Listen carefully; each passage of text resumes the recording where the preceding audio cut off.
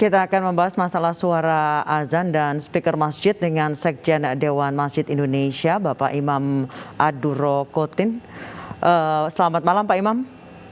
Selamat malam, Assalamualaikum warahmatullahi wabarakatuh. Waalaikumsalam warahmatullahi wabarakatuh. Pak Imam, dari liputan dari media asing ini salah satunya ada narasumbernya, seorang perempuan tinggal di Jakarta yang kemudian menderita anxiety disorder, insomnia hingga mual karena bisingnya suara dari masjid yang terletak tidak jauh dari rumahnya. Sudah mulai mengeluarkan suara sejak pukul 3 pagi sehingga ia selalu terganggu dengan suara bising. Tapi takut untuk melaporkan atau komplain karena yang sebelum-sebelumnya malah kemudian diserang atau bahkan dipenjara. Menanggapi masalah ini seperti apa?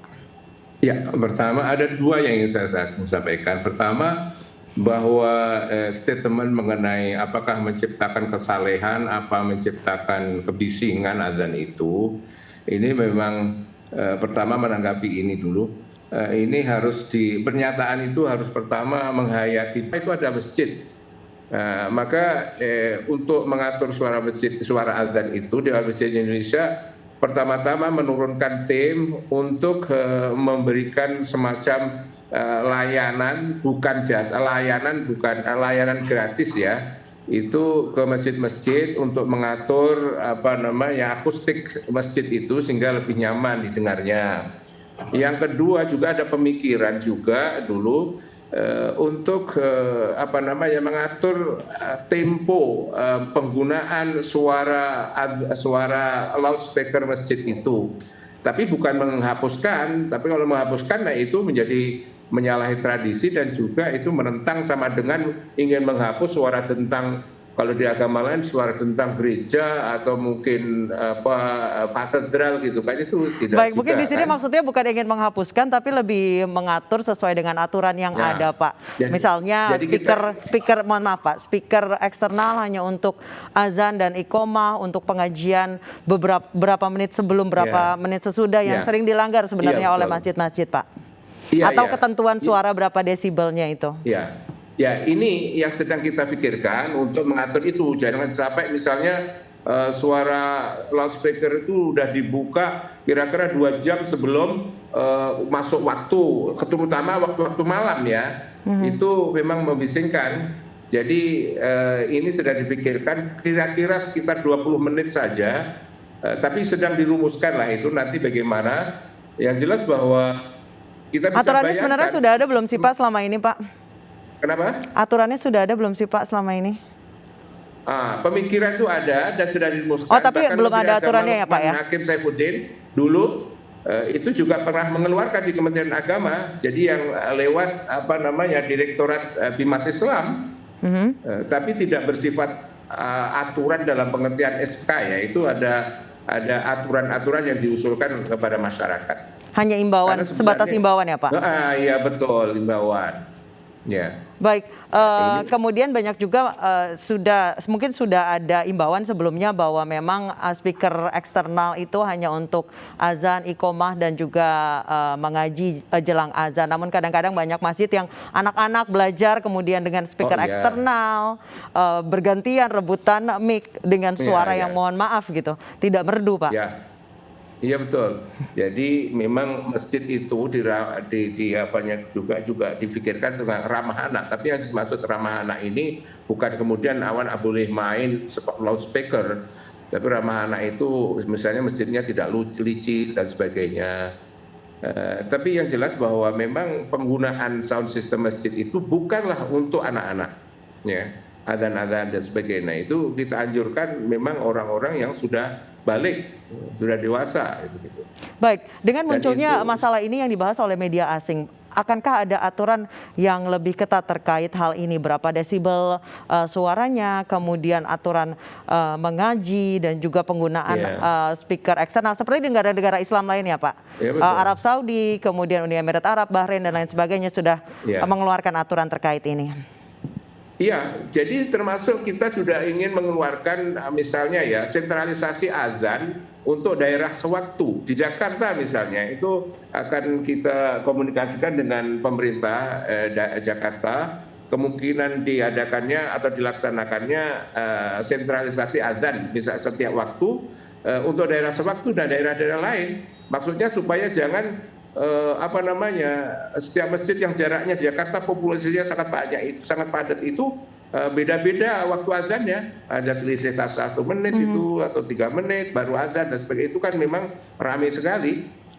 Seperti ayam berkokok kalau ramenya itu kalau misalnya selisih suaranya, tapi ini ya kebetulan Al-Quran atau azan ya. Jadi kalau daerah sewaktu seperti di Jordan dan juga di Mesir itu diadakan azan secara sentral, itu saya kira memang lebih bagus. Dan di Jordan sudah kita pernah ke sana juga lihat. Jadi ini bisa sebenarnya untuk Indonesia. Baik, jadi sejauh ini di Jakarta ini populasi masjid hanya 500 meter sudah ada masjid lagi. Juga kita atur agar masjid yang satu dengan masjid yang lain itu tidak saling melewati suaranya, itu pemikiran Pak JK ya. Kalau ada bareng itu. Jadi ini sudah juga mengurangi kebisingan nantinya itu.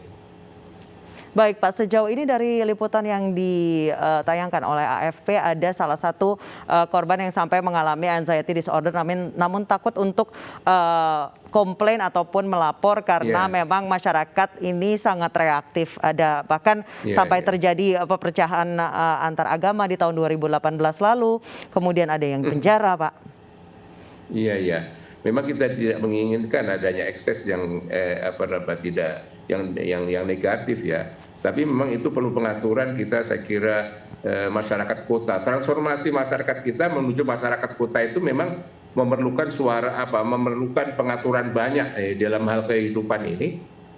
Dan nanti saya kira termasuk ini akan mengalami transformasi juga di masjid. Tapi kalau misalnya orang yang menderita tadi asing harus disarankan untuk pindah rumah itu. Oh, jadi orangnya pindah rumah ya Pak ya? Tidak ada toleransi ya Pak ya untuk orang itu meskipun sudah sakit ya Pak ya? Iya betul. Meskipun sudah sangat tersiksa ya Pak ya? Baik. Kemudian Pak, terkait dengan program dari Dewan Masjid Indonesia untuk memperbaiki speaker-speaker ratusan ribu masjid yang ada di Indonesia, sejauh ini programnya seperti apa? Programnya kita telah melatih tim teknisi itu ribuan orang tuh terjun ke wilayah-wilayah dan kita bekali juga dengan mobil yang dari DMI itu ada lebih dari 100 mobil terus berkeliling di daerah-daerah itu melayani perbaikan sound system, akustik dan sebagainya itu tanpa biaya dan itu sudah ribuan masjid dilakukan perubahannya, perbaikannya itu dan nyata lebih enak begitu. Jadi dari dari responden yang kita peroleh jawabannya itu dari surveinya itu cukup bagus. Jadi mudah-mudahan nanti ini akan terus berjalan dengan baik. Baik, jadi tidak ada rencana juga untuk memperbaiki perilaku masyarakat yang terlalu reaktif Pak jika ada komplain terkait ini ya? Ya memang kalau kita itu drastis budaya itu tidak semudah membalik tangan. Tapi saya rasa transformasi budaya dan dari desa ke kota, tradisi itu perlu hidup yang lebih aman, damai, misalnya begitu, tenang, hening dan sebagainya. Itu kita maklumi juga. Tapi tradisi itu juga bisa berjalan seiring itu. Jadi kita tidak bermaksud mengubah, tapi sudah mengatur saja.